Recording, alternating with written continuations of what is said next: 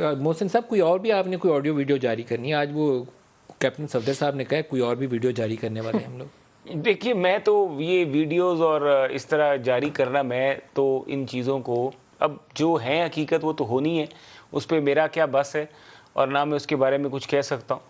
میں یہ سمجھتا ہوں کہ اس کو ونس اینڈ فار آل یہ ویڈیوز ایک سیاستدان ہونے کی حیثیت سے، ایک وکیل ہونے کی حیثیت سے اور ایک پاکستانی شہری ہونے کی حیثیت سے، ذمہ دار پاکستانی شہری، کہ اس کو ونس فار آل اس کو سیٹل ہونا چاہیے. اور اس کو سیٹل ہونا چاہیے کسی ایسی کورٹ میں جا کے کمیشن بنایا جائے جہاں پہ یہ فیکٹ فائنڈنگ کی جائے کہ جتنی بھی ویڈیوز لیک ہو رہی ہیں ان کی اوتھینٹسٹی ہے کیا.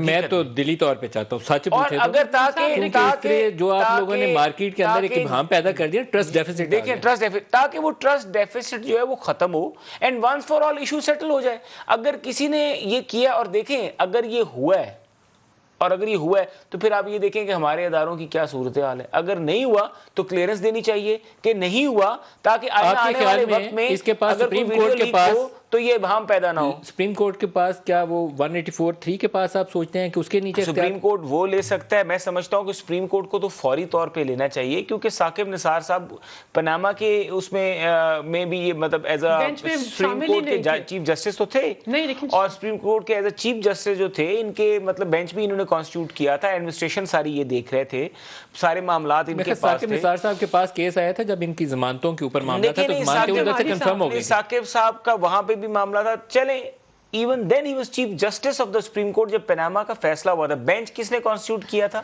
ثاقب نثار صاحب. اس میں تو کھوسا صاحب تھے نا. لیکن میں یہ کہہ رہا ہوں کہ ہم کیوں اتنے آنریبل ججز کے لیے ہم ایک آڈیو کا مسئلہ ہے اور ہم نے اتنے ججز کی جو بات ہے ہم نے اس کو ایٹ سٹیک رکھ رہے ہیں. سپریم کورٹ میں لاہور میں جسٹس گلزار نے جو بات کہی نا کہ عدلیہ فری ہے، آئی تھنک کہ ان کو کوسچن وہاں کچھ کیے تھے کرد صاحب نے اور باقی لوگوں نے، اس کی تفصیل میں تو میں نہیں جاتا، لیکن یہ ساری آڈیوز والے کیسز سر ایک دفعہ جائیں کلب کر دیں. مریم جھوٹ بول رہی ہیں، رنجا صاحب جھوٹ بول رہی ہیں، ملکہ جو کچھ ایک دفعہ دودھ کا دودھ پانی کا پانی کر دیں ایک دفعہ.